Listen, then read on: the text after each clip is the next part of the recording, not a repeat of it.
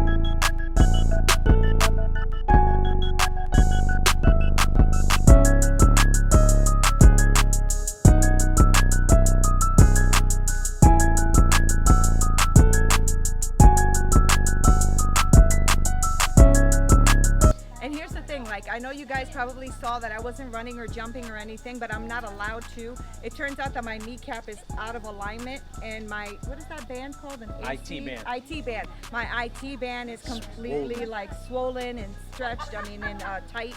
So my physical therapist, Dr. Juan is working with me. So hopefully in about 6 to 8 weeks, I will be back in the swing of things if I completely, get this under control and heal. But it doesn't mean I can't work out. So you don't have excuses either. Get your behinds out here. There is no reason why you can't be out here with us. So please email me at hello@memoirsoffatgirl.live if you want to be a part of this health community. Also, don't forget to subscribe below. Make sure you click like and share the videos. That's how you can support this channel. So you can support me and PJ by spreading the word about what it is we're doing here. PJ is on the ride with us to help people who are not athletic become athletes in whatever capacity that is, but mostly it is to transform our mind and our way of thinking. That's what we're really here for, right? Absolutely. And this journey, like, you take care of your body. Your body needs rest. Your body needs food. Your body needs to stretch properly. Your body needs some tender loving care. Sometimes you need an outside influence that can specifically address the needs. So notice that although Nina is limited in things that she can do, it doesn't stop her from coming and doing the things that she can do. So there's never an excuse. Yeah. There's a difference between rest and then just saying, I'm gonna mail it in for the next 6 weeks and I'll see y'all later. It's not like that. It's doing what you can, and that's where the trainer and Dr. Juan, the physical therapist, they talk, compare notes, and say, okay, we can do these things, but not these, and we can do these things. There's always a modification. Right. There's always a modification. And I did have a confession of a fat girl. Okay. You ready? Yeah. It was my husband's birthday, so I made him a really nice dinner, and I ate more carbs than I'm used to. I got a massive headache because I ate a really delicious piece of cake. But you know what? It wasn't just the one piece of cake that I ate on his birthday. I ate another piece with him the following day. Absolutely. It was too much of a sugar rush, though. I haven't had sugar in a long time. But see, that's a great thing, because what happens on these journeys, and you won't know until you get there. You're watching what you're eating, and notice I didn't say diet. Diet means like, I gotta cut out this. It triggers different thoughts in people's brain. There's a lot of good food out there. I'm a foodie. I love eating good food, and I overeat sometimes. Okay, but what happens is when you start curtailing your sugar intake and you're watching how much that is, after a while your palate changes, and then when you go and you sit down and you eat it, and everybody knows where you're like, okay, I should rest right there. That's good. I'm satisfied. Yeah. But then you have that extra piece for whatever reason. Yeah. And then you're just like, wait a minute, I didn't feel good. I didn't feel good, and I didn't feel good today either. And I think it's because of that, like the sugar. I must have a sugar intolerance of some level. I will say this though, I did get frightened because I was craving sugar the entire day. Okay. Because I have a sugar addiction. Absolutely. So I actually stopped sugar for, I don't even know when the last time I had sugar was, but because I had that one piece, I was almost ravenous. Like it's like you stop crack and then you just have one hit. You know what I'm saying? I only have one hit now of crack. No, really. Like I've spoken to ex-drug addicts, and that's what they Right. say. Like they completely, like even ex-alcoholics, right? When I used to be in medical, they used to always say, I cannot even be near it because if I have it one time, Then you I'm feed done. the I'm beast. falling. Yeah, you feed the beast. Exactly right. So that's what happened to me in the last 2 days. I've been craving this amazing amount of sugar, even though I feel like garbage, which is kind of something I have to work through. Like, why is it that I still want to sabotage feeling good for this addiction? Right. You know what I'm saying? That's And something it's easy to say, oh, it's my husband's birthday, or we were celebrating this. And be like, sure. I could have it. For sure. But your body doesn't lie. Your body will tell you. Yep. Even with me, like if I'm like, I wanted a pumpkin spice donut. And I was like, that. I'm gonna have it. And I went and I'm like, all right, I'm gonna try it again. And I was like, I need that double egg sandwich with well done sausage on it. Oh man. And You it went in. just, I ate half the sandwich. I had to waste it. I'm sorry. And I took one bite of the donut, and I was just like, oh, it wasn't worth. Like the taste profile had changed in my mouth, and it wasn't worth it. I was just like, and my body as it was going down, it was just like, Yeah. And so when that happens to me, I drink a lot of water, and a little secret at night to move everything around gently, so when you wake up, flaflouche, smooth move. You can find it in I drink it. It's made by Traditionals. It's a tea. The tea. And It's you really can good either, tea, too. it's like peppermint tea and everything, but it gently moves everything out, and it works. It does. It's done its job. So I wanted to confess that to PJ because I've been working so hard, and I feel like I'm not hiding it anymore. Like I used to hide to eat these things. I mean, that's what an addict does, right? I mean, you make sure that you're rattling the paper a little lower, or that you're eating in the bathroom, or you're seriously, that's what you do. Absolutely. As a fat person, that's literally what you do, especially when you know that people are watching what you're eating, and you're like, uh-oh, she's gonna see me, or he's gonna see me, Check So, the desk drawer for cookies. I will say this though, it's not something that I want to fall off the wagon and keep rolling off the wagon and fall off. It was just a day or 2 days, because I had 2 slices of cake that I shouldn't have had, but I could tell my mentality is changing, because back when I wouldn't have been here today. You know what I'm saying? I would have already been calling you about Wednesday. I don't feel good today. That's just wrong. Right. But That's because just wrong. this is the thing about me with accountability and commitment, right? I am accountable to you, and I'm committed to you because you've committed to me. And so therefore my commitment level always runs deep, right? I'm gonna give you a little trick. So a lot of times we're in the supermarket, never go grocery store shopping when you're hungry, because you will buy everything that you're not supposed to. Yep. But let's say you just do, and let's say you have one of those days and you're just like, oh, I just ate the wrong things, and I might do it again. I had a little more, had a little snacky snack. All right, that little snacky snack.